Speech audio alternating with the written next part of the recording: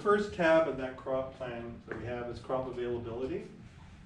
So there's a lot of different, the best source is your own records, right? I hope you guys have been keeping records, but I think to know when things are going to be available, it's really up to how good you are at growing food, right? And how organized you are at doing it. But generally, these vegetables and fruit are available at these times of the year for BC, okay? So like beans, we're looking at July, October, right? Beets, July to September. So we've got beans are available for like 13 weeks. So you can see that some of these products or produce that we have is going to be available for longer periods of time, and that's nice for a CSA, right? So we're looking at broccoli, 13 weeks. Where's tomatoes? Tomatoes down here, 13 weeks. Radishes, 17 weeks. So you're going to have many succession plantings, like things like curry turnips, radishes. They're 35 days to maturity, so they grow really fast. So you're going to add succession plantings of each of those. Let's look at one crop, okay? So here's lettuce, okay? So this is our plan for our farm. And that was based on our marketing plan. This is not just the CSA, this is all our marketing streams consolidated to give us the sufficient yield that we'll need for the whole season, right? To sell to Tofino Guild, to sell to restaurants, to sell at the farmer's market, and now in the future to a CSA. So this is a lot, right? Okay, this is way more than you probably need to grow. But what I want to show you is the succession plan. So we have two types of lettuce that we've been growing, the Kindis and the Dillon. So, just wanted to show you the successions here. So basically, I got two types of lettuce, and I'm planting different successions. So like April 13th, I start some seeds, some lettuce seeds, and I'm starting in greenhouse, so 30 days in the cell, and then I transplant in May 13th, so 30 days later, right? And then I'm looking at harvesting, it's about 55 days or 60 days, so another 30 days harvest date. So in June 13th, I start harvesting, right? So that's when I'm gonna have something available for my CSA.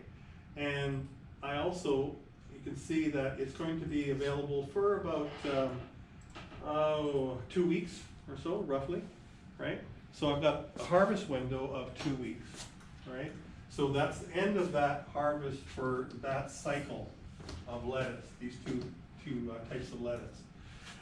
So I'm going to start another succession plant in my greenhouse looks like every 7 days, every week, right? So you follow what I'm doing here? Yes. So every week I'm planting more seeds. So my seedling calendar here, if I went to that tab, I would see that laid out, right? For lettuce, right? So I'm starting 300 plants of Echindus, 300 plants of Dillon every week.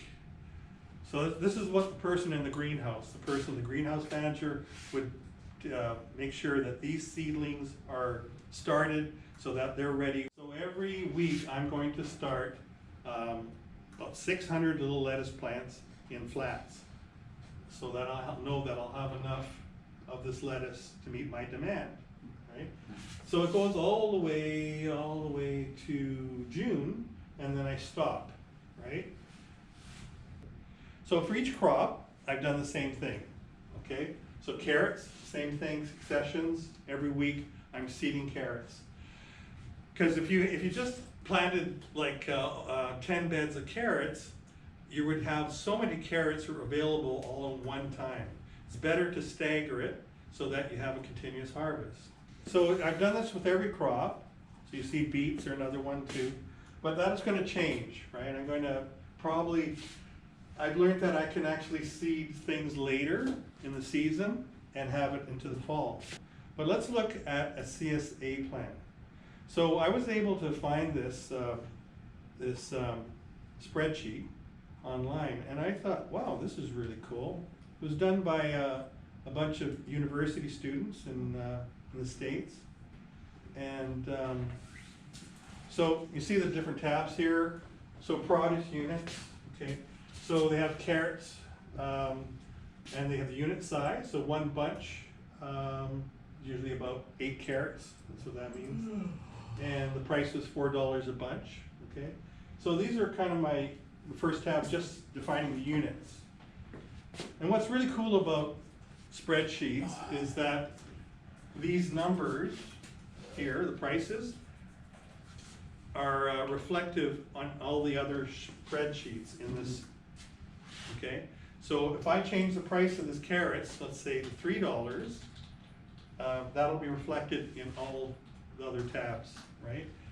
So let's look at the produce calendar. This one's cool. So this is our calendar, right?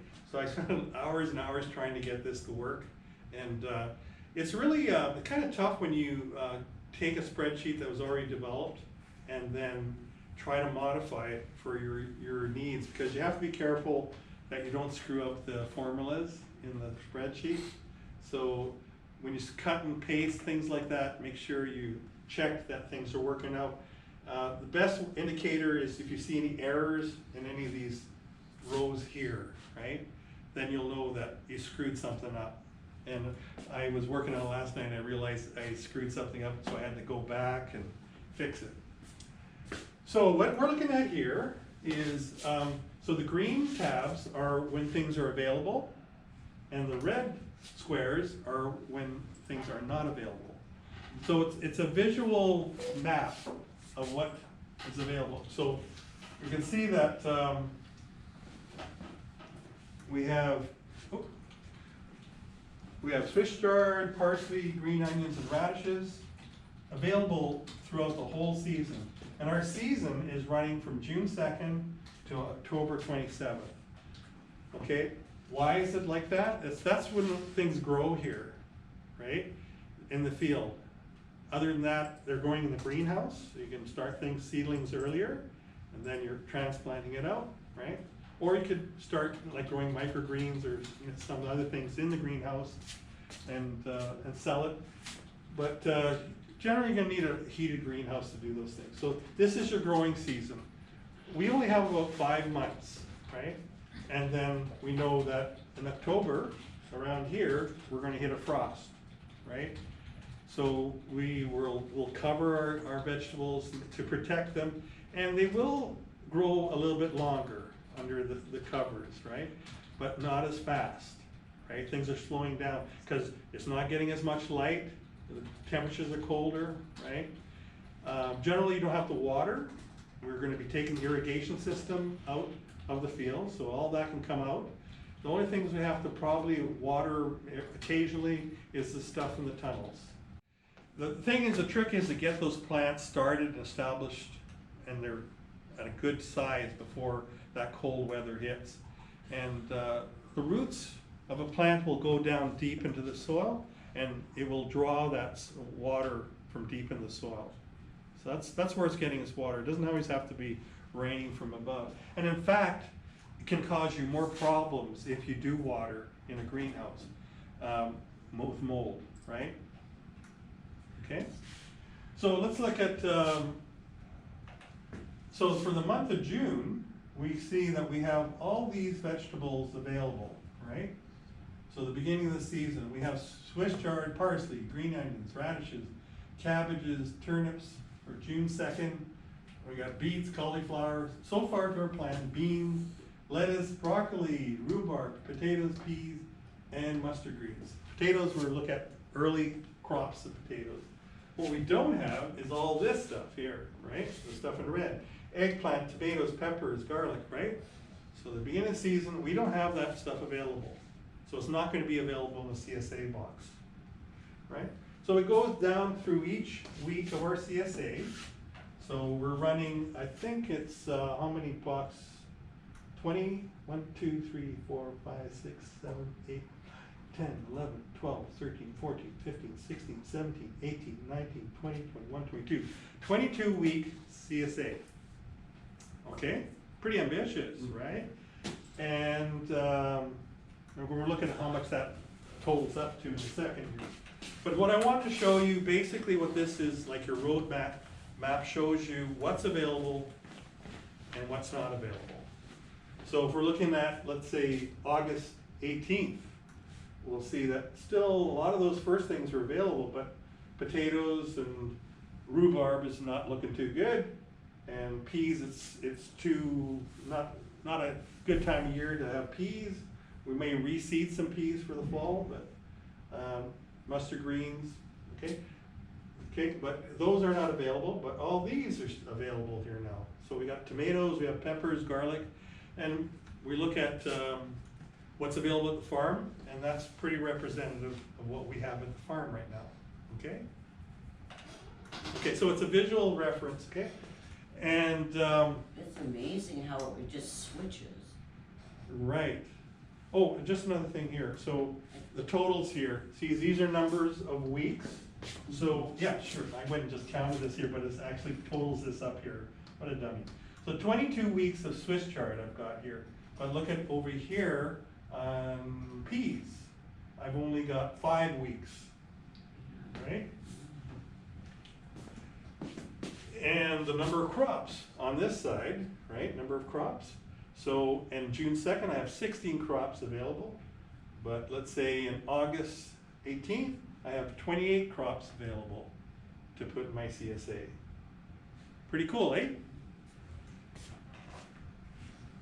So we're gonna look at the next one here. So this is where the rubber hits the road, I guess.